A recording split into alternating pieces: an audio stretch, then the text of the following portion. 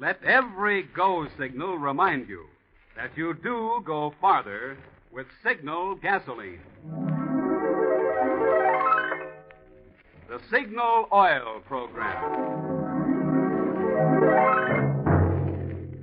The Signal Oil Company and your neighborhood signal dealer bring you another curious story by the Whistler. Tonight, Beware the Bridegroom.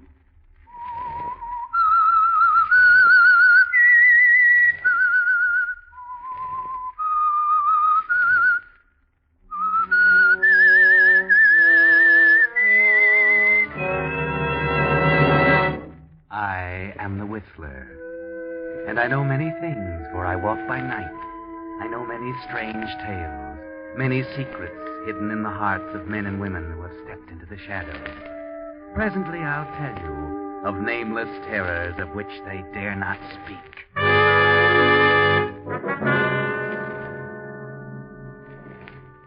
But first, I think you'll be interested in a letter from Captain Joseph E. Boland, who writes, "This is to express to Signal Oil Company my gratitude and that of literally thousands of men for the abundant supply of salvo games. Both on the outbound voyage and on the return trip, when we brought back many wounded and battle-weary men, you could find salvo games in progress on any part of the ship. And I noticed that whereas card and chess and other games were often interrupted when I walked by, salvo players were so engrossed they couldn't see anything but their game. I sincerely hope Signal Oil Company will be able to continue their generous supply of this excellent game. Friends, several weeks ago, we announced on this program that a limited supply of salvo games would be available to the public. There are still a few of these games left at Signal stations. However, in view of the constantly increasing demand for salvo games from men in the armed forces, the Signal Oil Company feels that from now on, every salvo game should be sent where it's most needed, for the recreation of our boys in uniform. And now, the Whistler.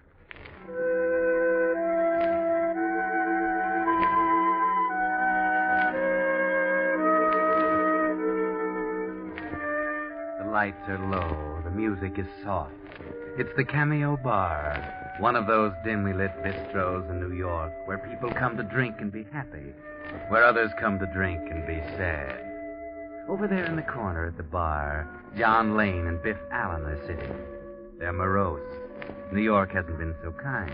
New York hasn't even noticed. They're on their uppers, and they don't at all like the prospect. Well, Biff, drink up. I'm in no hurry. This is probably my last drink in a long time. I can't afford any more. Where do we go from here? Johnny, I was just going to ask you the same thing. Oh, what's the new racket going to be? I'm fresh out. Life is sad. It's lousy. We had to come to New York. Yeah. Bigger pickings, you said. Bigger suckers. All right. I was wrong. You were 100% wrong. Yes. Money is the root of all evil. Oh, that's wrong, Biff. The love of money. All right. Sport your college education. You know, when I feel good, when I'm in the bucks. Life's no good when you're broke. Whoever said money isn't everything didn't know what they were talking about. It's everything all right with me. I'm going back home. You off your nut? Starving's no fun. Another drink, boys? Oh, sure, the same. You bet. Cold out, ain't it? Yeah, and getting colder every minute. The hometown's cooled off by now. It's after elections. I'm afraid we're remembered. Well, here you are, boys. Why don't you look what you're doing? Well, gee, sorry, fella. Oh, you're sorry. That's going to help my suit, ain't it? The clumsy ignorant. He said he was sorry, Johnny. Yeah, I said I was Oh, sorry. don't bother. Well, I'll fill your glasses up again. Oh, gee. Thanks. I said I was sorry. Johnny, you want to watch that temper. I'm It was sorry. an accident. Yes, I know. Anyhow, we have to think of something. Nothing new under the sun. Shakespeare said that? Could be. You know, Johnny, I've been sitting here looking into this glass of scotch. What do you see? The reflection of my right eye. Yeah. It's bloodshot. Oh, I'm trying to think. Look at the reflection of your right eye. It's more soothing. I could spit in my right eye. I'm that sore. No future in it. No, I'm going back home. I miss my old lady. She could fix a beef stroganoff that would melt in your mouth. You got exotic tastes. What's wrong with you? I miss my old lady. Oh, she'd throw you out of the house. You know, Johnny, maybe we could try to dream up something sort of legal. I tried that once. Yeah. Hey, look. What? That mouse in a red dress. Where? There. Sitting alone in the booth.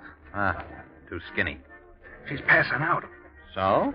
Let's give her a hand. Oh, listen, Sir Galahad. We're desperate, ain't we? An all-time low. Well? I don't get it. Hey, wait a minute. Maybe I do. You're the smooth one of this combo. Go ahead. Worth a chance. Maybe fate sent her. She's got class. I'm not interested in her social background. It's her money I'm thinking about. Them's real diamonds on her fingers, or I'm a cross-eyed kangaroo. Stay here. Now make it good, Johnny. Remember the mortgage on the old homestead. This isn't chivalry gleaming in my eye, but it may pass for it. You leave it to me. Who knows? She might pave the way to a whole acre of beef stroganoff.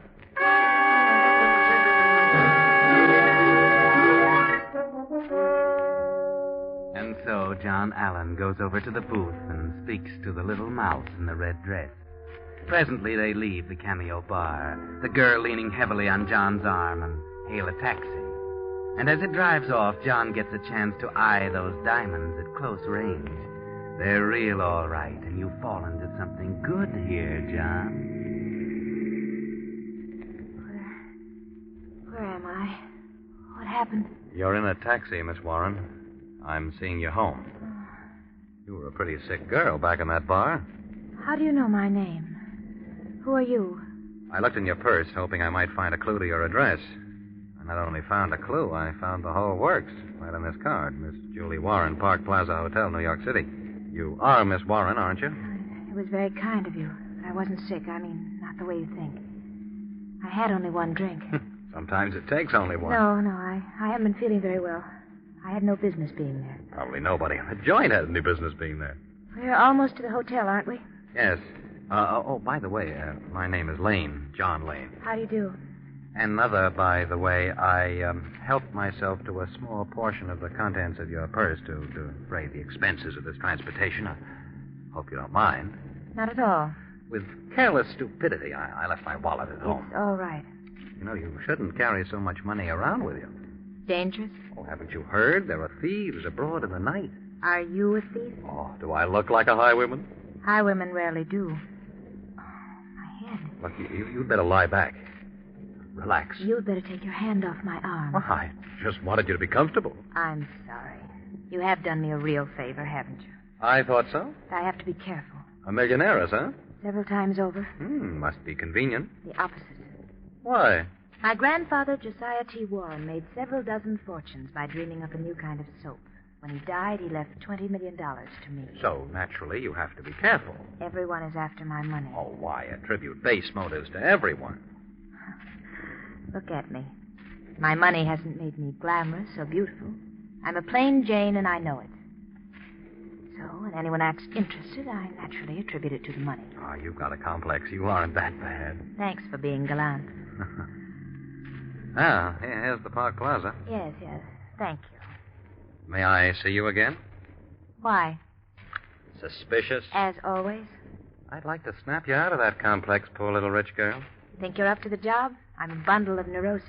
My middle name is Freud. Mine is cautious. You know, there might be a common meeting ground for the two somewhere along the line. Well. Friday night? All right. Sure. As they say in the confession magazines, it's a date.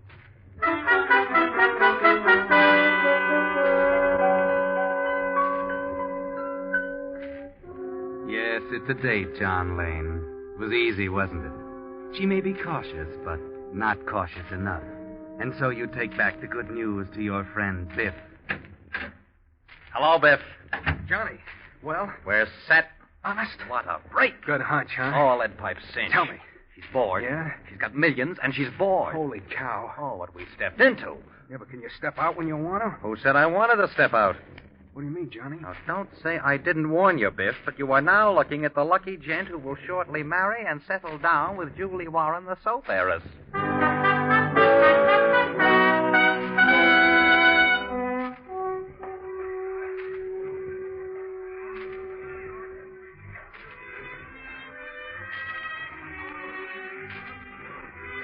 Enjoying yourself, Julie? Uh-huh.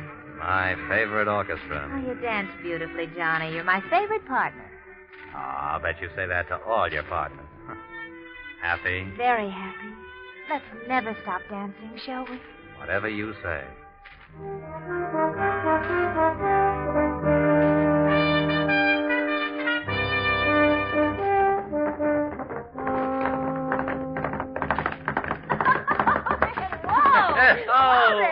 Say, you're good.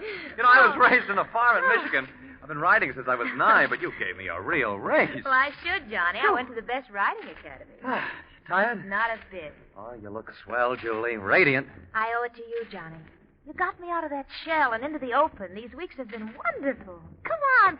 I'll race you back to the stable. Okay, here I come, right after you.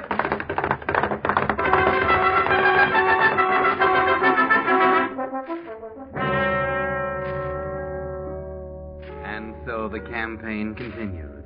Dining, dancing, horseback riding, the theater, the races, the works.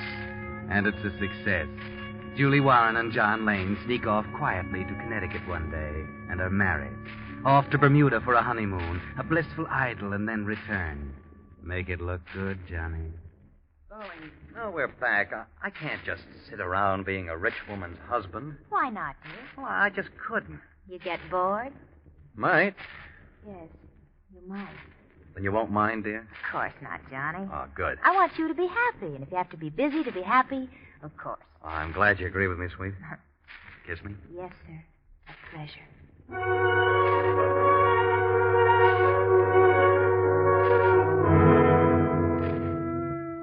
And so John Lane gets a job, or so he tells Julie.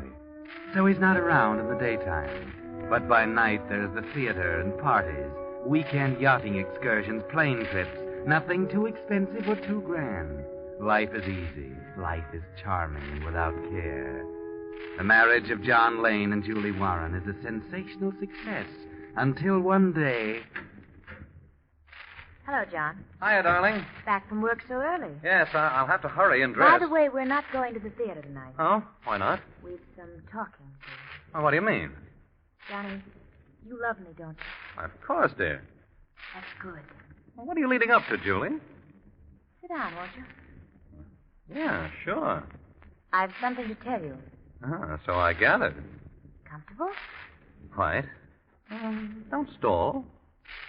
I'm broke. What about the soap? A lie? And the soap millions? Sheer fabrication. No. Yes. Surprised? Julie. I can see you're surprised. But the setup, your clothes, your jewels. Tentative, ephemeral, and act. You fooled me. You don't really mind, do you, Johnny? I love you, Why darling. did you do it? Why? And how did you do it? I grew up in Red Wing, Minnesota. Go on. Have you ever been to Red Wing, Minnesota? No. I wanted to get away. I was an orphan. When I was 12, an old woman adopted me. She wanted a maid, cheap. You? Yes. The millions, the clothes, your rings. I'm coming to that. This old woman tried to be nice, but she didn't quite know how to be. She let me go to night school and brush up on my grammar and things like that. Last year, she died. She left me $10,000. I've never been very popular, Johnny. I had a very exciting life, and I wanted romance and excitement and glamour. And a husband. So I sunk the whole $10,000 in clothes and jewels. This apartment. And you married me. Everything came true. Johnny, I love you. I love you terribly. I know this is probably something of a shock that I should practice such a deception, but, well, I didn't want to go on fooling you anymore. Anyhow, I can't afford to. The rent's overdue now. What are we going to do? Do? Yes, Johnny. what? I haven't a cent. But your job. Haven't any. But you said I've been that going you to the races on the money you gave me.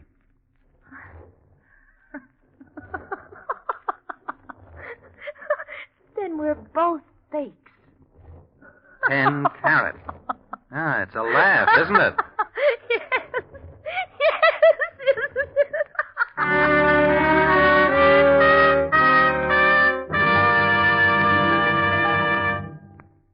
You are listening to The Whistler, brought to you by your friend, the Signal Oil Company, marketers of famous Signal gasoline, your best buy today.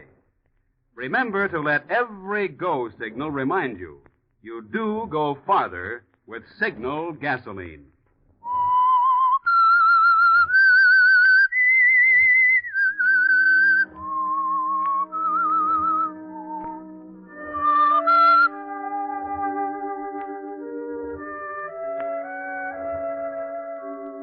Well, this is quite a surprise, isn't it, John?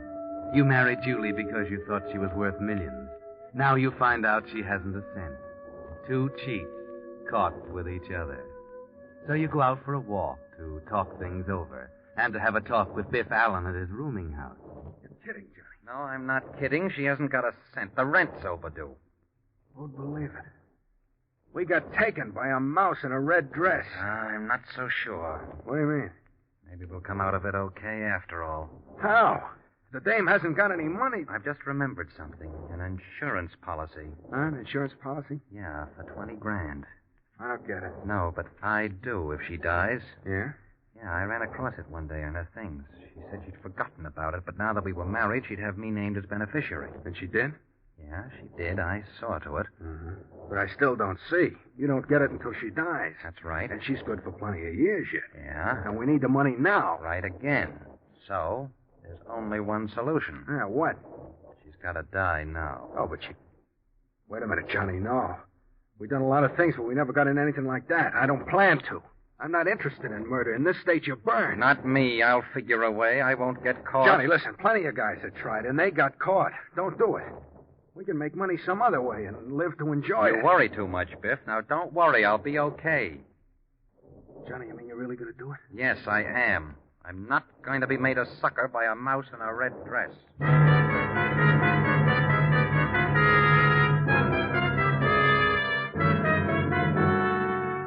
Well, Johnny, you're going to take the chance, are you? The big chance? Think you can get away with it, do you? Well, plan it carefully. Figure the whole thing out as you walk back to the hotel. Get up your nerve as you slip in the back door and sneak up the stairs. Now, into the apartment and get it over with as fast as possible. Johnny? Johnny, is that you? Oh, I was so worried about you. Where'd you go? Johnny? What's the matter? Why are you looking at me like that? Johnny, stop it. Johnny? What are you going to do? Johnny? Stop. John, stop it!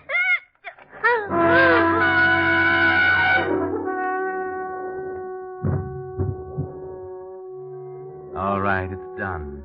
Now your plan. The plan you thought of coming back here. That's it. Drag out the bureau drawers. Throw their contents on the floor. Knock over chairs. Make it look good. Make it look like a terrific struggle. Like a burglar had tried to rifle the place. Yes, that's it. It's a shambles. Now, get out of here quickly.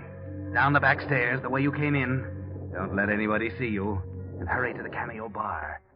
Biff's not there as you thought he'd be, but the bartender is, and he's the one you want anyway. Hello there, Mr. Lane. What's it going to be? Same as the last one. Last one? But you didn't have any other drink. Oh, sure I did. Don't you remember? About 15 minutes ago? Hey, you're joking, Mr. Lane. You just came in. You haven't been here all day. Mr. Allen was here, but he got a phone call and left about 15 minutes ago. Oh, now, Joe, you could be mistaken about that, couldn't you? Maybe you just didn't see me come in. Maybe you just didn't notice me sitting back there in the back booth. Yeah, but I would have... Now, look, maybe this will help you to remember that I've been here for 2 hours. All afternoon, almost.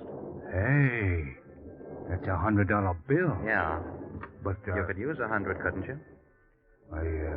Yeah, sure. Okay, it's yours. Go on, take it. That's right. Now, Joe, I'll have another one, just like the last one. Yeah, sure, Mr. Lane. Scotch and water. Coming up.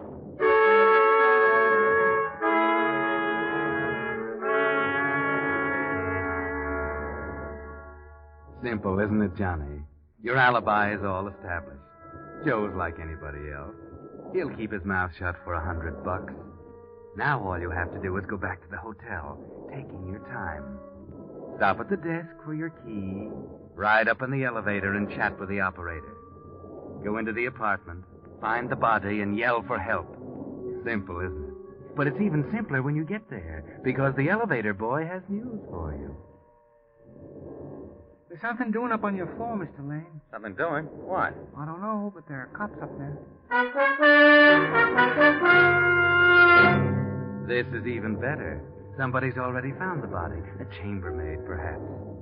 You get off, go in, and there they are. Why, what's the matter? What's going on here? Oh, you're Mr. Lane? Yes, I'm Mr. Lane, but what are all these... I'm sorry, Mr. Lane. I have some bad news for you. Oh, what's the matter? What's happened here? Where's Julie? I'm sorry, Mr. Lane. There's been a tragedy. Your wife is dead. Dead? Dead? No, it can't be. Can't be. Now, please, Mr. Lane, I'll take it. Hey, somebody, hurry up, bring me some water. Hurry up, get it over here. That's right, Johnny. Put on a good act. Lay it on thick.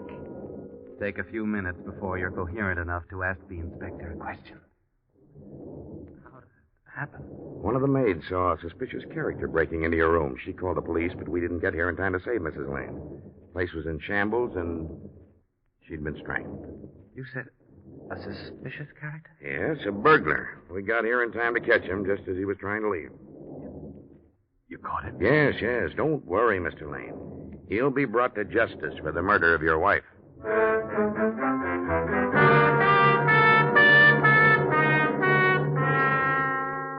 Now, what can this mean, John? This is really an unexpected twist. But it makes everything even simpler. There's nothing to it now. But they want you to go down and take a look at the man they caught, and so you do. You'd want to anyway. You're curious to see the man you're sending to the electric chair, only you're not quite prepared for the shock. Here he is, Mr. Lane. Biff Allen, he's called. He swears he didn't kill your wife, but he won't say much else except that he wanted to see you. I don't know why. Yeah, I wanted to see him because I figure he'll have something to say. I figure he'll tell you I couldn't have killed his wife. Go on, Johnny, tell him. You know this man, Mr. Lane? Why, Go on, Johnny, tell him I didn't kill her. I never saw him before in my life. Johnny! You wouldn't do that to me. I don't know what you're talking about. I don't know you. Okay, if that's the way you're going to work it. Inspector, he knows me all right. Only this afternoon he come to my rooming house. My landlady will testify to that. And he told me he was going to murder his wife. That's fantastic. He's making up a fantastic story to try to worm out of it. You know he did it. You caught him there. I went there to try to stop you from doing it, but I was too late. Mr. Lane, where were you about 3 this afternoon? Oh, you don't believe this man, surely. I'm not sure, Mr. Lane. You see, that's one thing that puzzled us. The coroner says your wife died about 3 o'clock. We didn't catch this man until almost 4. Why should he have stayed so long? I was at a bar all afternoon. The bartender will testify to that. I'm sure he will. Okay, we'll see. Come along.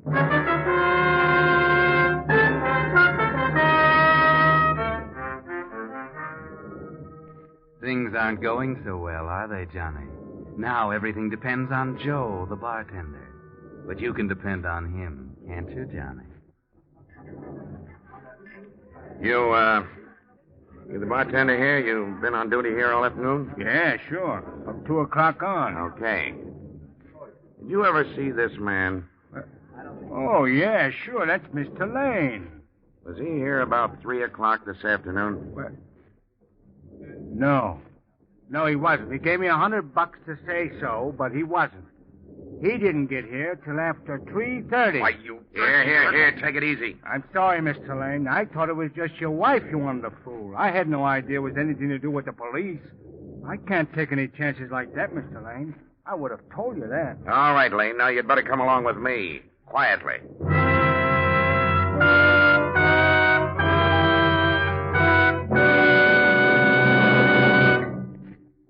The Whistler will return in just a moment with a strange ending of tonight's story.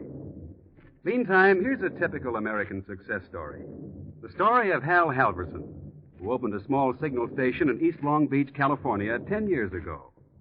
For Hal, this wasn't just another job.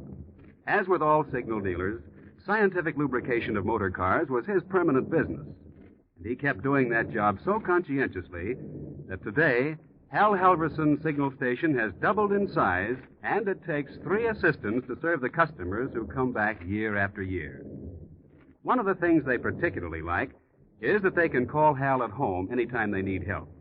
For instance, recently a Long Beach customer called that his car was stalled. He thought it was out of gas. When Hal took out some gas, he found the trouble was really a clogged gas line, and the customer was soon on his way again. Well, that, friends, is typical of the kind of service we have in mind when we say you're doing your car a real favor when you get acquainted with your neighborhood signal dealer. He's not only a trained expert in lubrication, but because that's his permanent business, your signal dealer is conscientiously interested as you are, in helping your car go farther.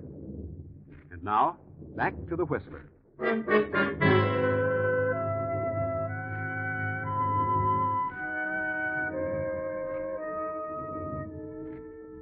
Yes, Johnny Lane now sits brooding in his solitary cell up the river. You can't blame him for being unhappy about Biff wandering in and spoiling the setup.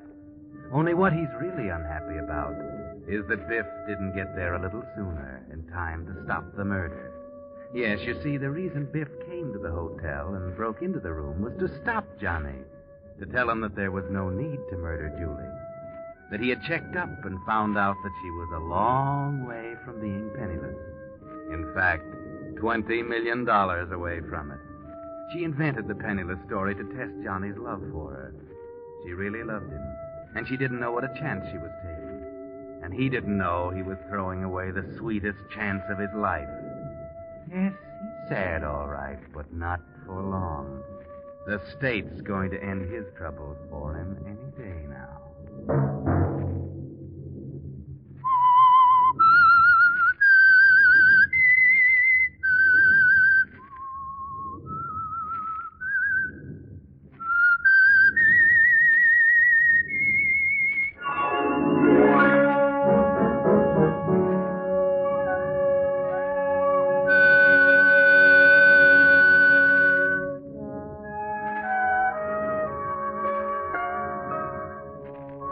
Next Monday at 9 o'clock, the Signal Oil program will bring you another strange tale by the Whistler.